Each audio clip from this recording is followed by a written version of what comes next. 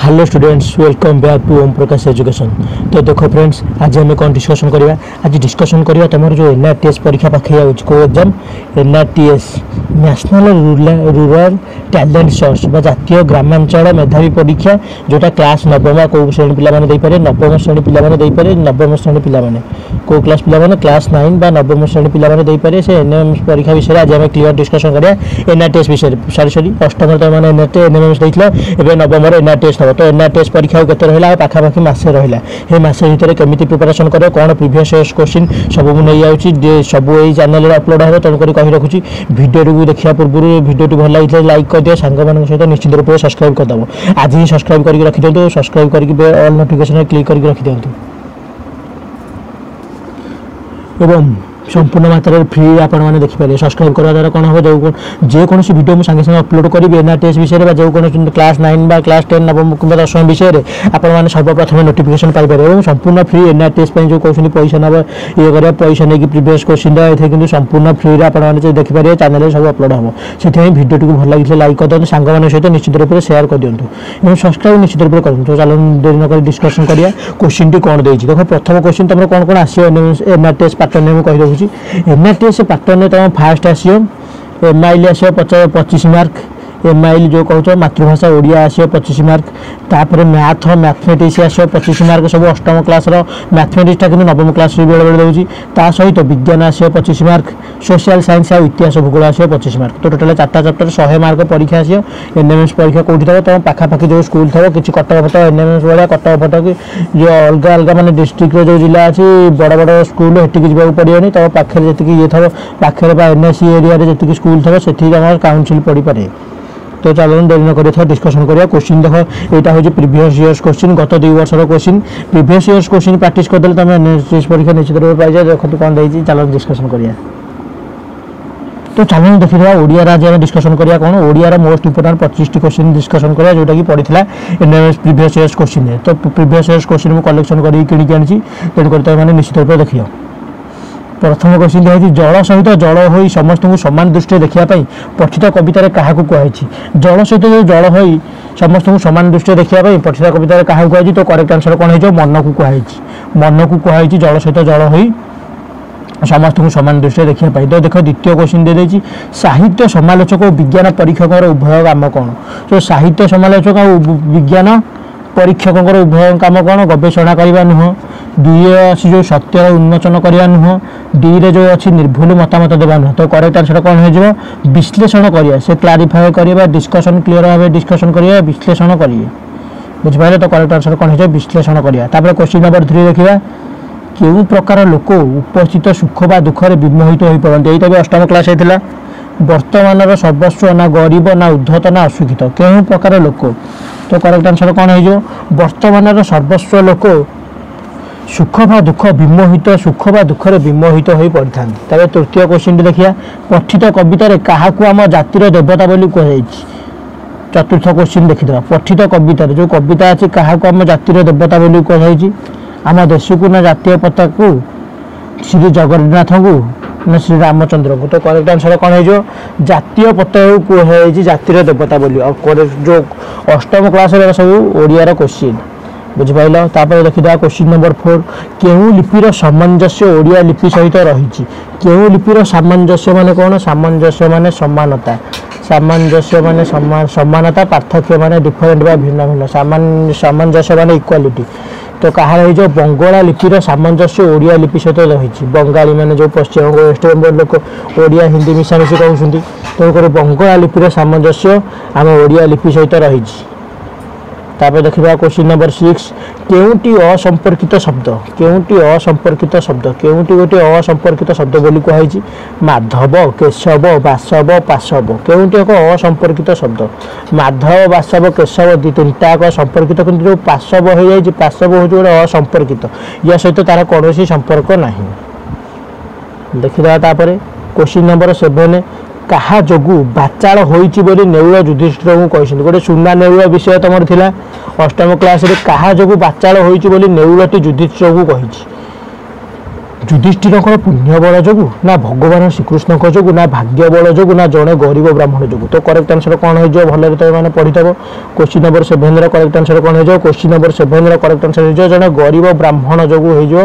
ବାଚାଳ ନେଉଳ ହୋଇଯାଇଛି ବୋଲି ଯୁଧିଷ୍ଠିରଙ୍କୁ ସେ କହିଛି। ତାପରେ କ୍ୱେଶ୍ଚିନ୍ ନମ୍ବର 8 ଦେଖିଦେବା। ଆମ ପୁରାତନ ସମାଜରେ କାହା ପ୍ରତି ଅଧିକ ଗୁରୁତ୍ୱ ଦିଆଯାଉଥିଲା? ଆମର ଯେଉଁ ପୂର୍ବତନ ସମାଜ ଥିଲା କାହା ପ୍ରତି ଅଧିକ ଗୁରୁତ୍ୱ ଦିଆଯାଉଥିଲା? ତ କାହା ପ୍ରତି ଅଧିକ ଗୁରୁତ୍ୱ ଦିଆଯାଉଥିଲା? ବ୍ୟକ୍ତି ଜୀବନ ପ୍ରତି ନା ଗୋଷ୍ଠୀ ଜୀବନ ପ୍ରତି ନା ଧର୍ମ ପ୍ରତି ନା ସେବା ପ୍ରତି? ତ କାହା ପ୍ରତି? ଧର୍ମ ପ୍ରତି ଅଧିକ ଗୁରୁତ୍ୱ ଦିଆଯାଉଥିଲା। କାହାର ହିନ୍ଦୁ ଧର୍ମ, କାହାର ମୁସଲିମ ଧର୍ମ, କାହାର ଖ୍ରୀଷ୍ଟିଆନ ଧର୍ମ,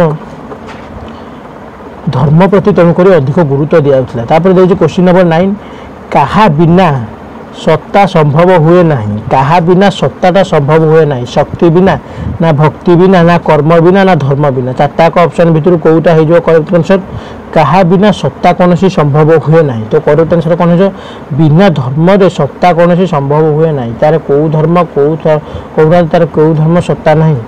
ତାର ଦେଖିଛି ସ୍ନେହର ସୂତାରେ କ'ଣ ଗୁନ୍ଥିବାକୁ କବି ପରାମର୍ଶ ଦେଇଛନ୍ତି? ସ୍ନେହର ସୂତାରେ କ'ଣ ଗୁନ୍ଥିବାକୁ କବି ପରାମର୍ଶ ଦେଇଛନ୍ତି? କ'ଣ ମଣି ଗୁନ୍ଥିବାକୁ, କ'ଣ ମାଳି ଗୁନ୍ଥିବାକୁ, କ'ଣ ଫୁଲ ଗୁନ୍ଥିବାକୁ, କି ସବୁ ଭାଷା ଗୁନ୍ଥିବାକୁ? ତ କରେକ୍ଟ ଆନ୍ସର କ'ଣ ହେଇଯିବ? ସବୁ ଭାଷାକୁ ସ୍ନେହର ସୂତାରେ ଗୁନ୍ଥିବାକୁ କବି ପରାମର୍ଶ ଦେଇଛନ୍ତି। ସାରେ ଯାହା ସାଚା ହିନ୍ଦୁ ସୂତା ହମାରା। ତାପରେ ଦେଇଛି ଭିଆଣ ଶବ୍ଦର ଅର୍ଥ କ'ଣ? କ୍ୱେଶ୍ଚିନ୍ ନମ୍ବର 11, ଭିଆଣ ଶବ୍ଦର ଅର୍ଥ କ'ଣ? ନିର୍ମାଣ ନା କୌଶଳ ନା ଛଳ ନା କାରଣ? ତ କରେକ୍ଟ ଆନ୍ସର କ'ଣ ହେଇଯିବ? ଭିଆଣ ମାନେ କ'ଣ? କାରଣ। ଭିଆଣ ମାନେ କ'ଣ? କାରଣ ବା ରିଜନ୍। ଭିଆଣ ଶବ୍ଦର ଅର୍ଥ ହେଉଛି କାରଣ। ତ କ୍ୱେଶ୍ଚିନ୍ ନମ୍ବର 12 ଦେଖିବା। ବିଶ୍ୱର କେଉଁ ଗୋଟିଏ ଲୋକ ହୃଦୟ ଫଟାଇ କିଛି ଦିନ କାନ୍ଦି ପାରିଥିଲା ବୋଲି ପଠିତ କବିତାରେ କୁହାଯାଇଛି? ବିଶ୍ୱର କେଉଁ ଗୋଟିଏ ଲୋକ? ତା ପରବର୍ତ୍ତୀ କ୍ୱେଶ୍ଚିନ୍ ଦେଖିବା। ବିଶ୍ୱର କେଉଁ ଗୋଟିଏ ଲୋକ ହୃଦୟ ଫଟାଇ କିଛି ଦିନ କାନ୍ଦି ପାରିଥିଲା ବୋଲି ପଠିତ କବିତାରେ କୁହାଯାଇଛି?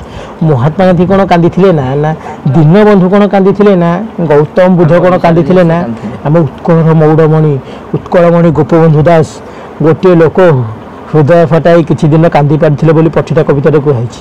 ତାପରେ ଦିଆଯାଇଛି ସ୍ୱପ୍ନ ଗଳ୍ପର ରଚୟିତା କିଏ? ସ୍ୱପ୍ନ ଯେଉଁ ଗଳ୍ପ ଅଛି ସେଇ ଗଳ୍ପର ରଚୟିତା କିଏ? ସ୍ୱପ୍ନ ଗଳ୍ପର ରଚୟିତା ରାଜକିଶୋର ରାୟ ନା ବୀଣାପାଣି ମହାନ୍ତି ନା ଫକୀର ମୋହନ ନା ମଙ୍ଗୁଳୁଚରଣ ବିଶ୍ୱାଳ? ସ୍ୱପ୍ନ ଗଳ୍ପର ରଚିତା। ତ କରେକ୍ଟ ଆନ୍ସର କ'ଣ ହେଇଯିବ? ବୀଣାପାଣି ମହାନ୍ତି। ବୀଣାପାଣି ମହାନ୍ତି ହେଉଛନ୍ତି ସ୍ୱପ୍ନ ଗଳ୍ପର ରଚୟିତା।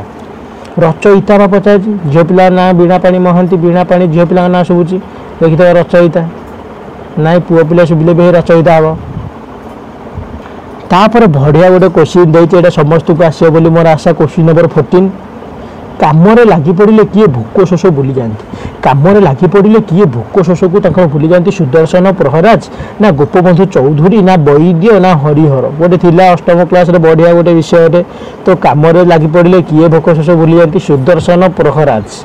ସେ କାମରେ ଲାଗି ପଡ଼ିଲେ ଭୋକ ଶୋଷ ସବୁ ଭୁଲିଯାଆନ୍ତି।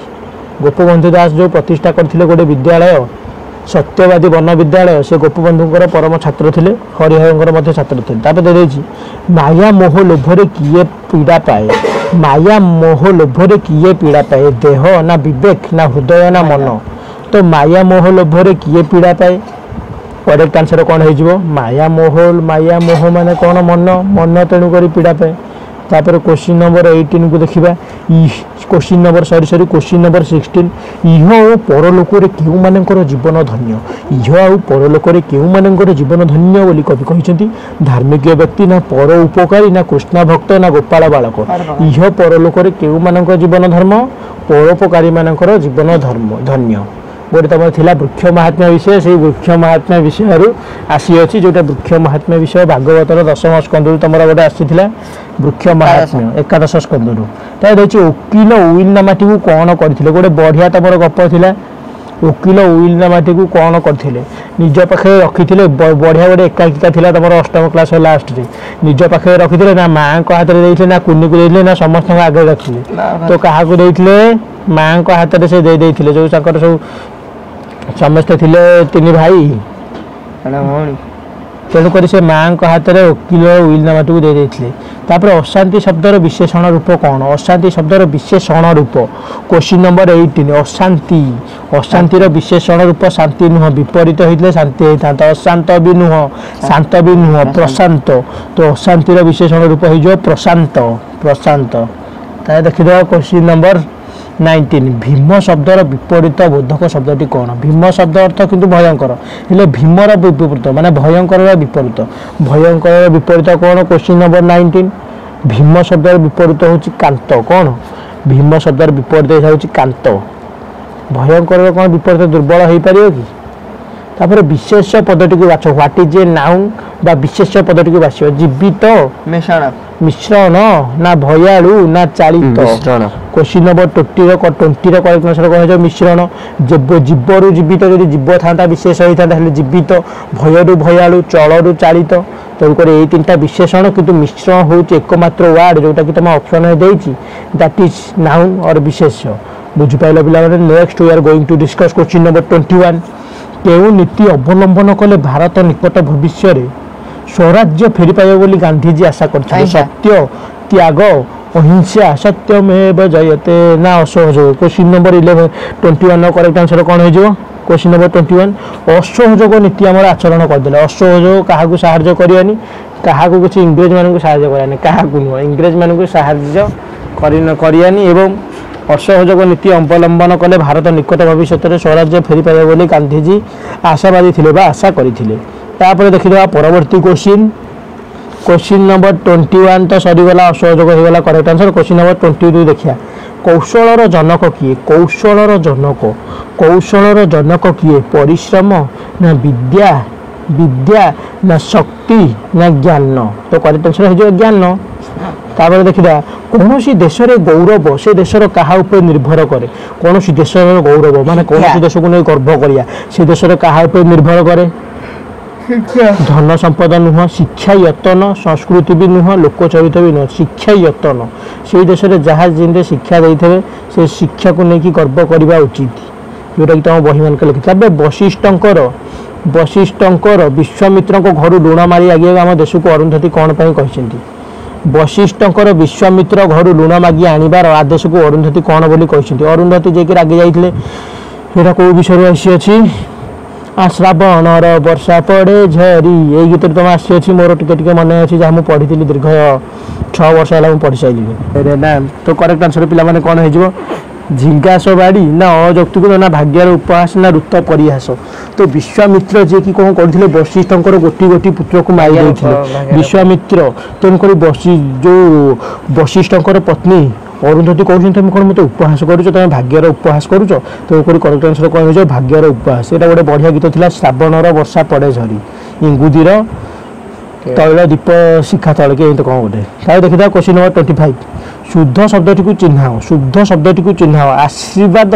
आशीर्वाद आशीर्वाद ना आशीर्वाद ना आशीर्वाद तो करेक्ट आंसर कौन क्वेश्चन नंबर 25 तुम टैक्स रहा जो मैंने लास्ट जाए भिडियो टी देखु ताले क्वेश्चन नंबर 25 करेक्ट ऑप्शन कौन ए ना बी ना सी ना डी तुमने कमेंट माध्यम निहाती रूप से दर्शाइब चिठी लिखिकी निश्चित रूप से जनइब ये चिठी मतामत बक्स हूँ तुम कमेंट बक्स में जनइले मुझे क्वेश्चन आनी या भिडियो को शेष पर्यटन देखि अशेष अशेष धन्यवाद कही रखुची या कौन आसो या जो परवर्ती क्वेश्चन आम मैथ 25टा आसो तापर सबुतक प्रिवियस इयर्स आसो सुपर डुपर सिलेक्शन आसो तेणुक एनआर टेस्ट जो मैंने दौरान पकई ना तो कहीं पिला प्राय बाहर 5-6 दिन है एनआर टेस्ट समस्ते पकाओ सब पिलाने देपर सब गवर्नमेंट बा प्राइवेट सब स्कूल पिलाने देपर जो मैंने क्लास 9 बा नवम श्रेणी एथरक पढ़ुच पूरा इजी क्वेश्चन आसूँ कस्टम क्लास एनएमएमएस भाया 180टा क्वेश्चन आसुनी के हार्ड क्वेश्चन आसुनी तेणुक समस्त चेष्टा कर भिडियो को अशेष अशेष धन्यवाद क्वेश्चन नंबर 25 निश्चित रूप से कमेंट करके देखा आशीर्वादर शुद्ध शब्द कौटा ऑप्शन ए ना बी ना सी ना डी तो शेष पर्यटन देखी थैंक्स फॉर वाचिंग कही रखुची चैनल को नुआ आसते सब्सक्राइब कर दो सब्सक्राइब प्लीज तो थैंक यू जय जगन्नाथ तो please like share and subscribe जय जगन्नाथ।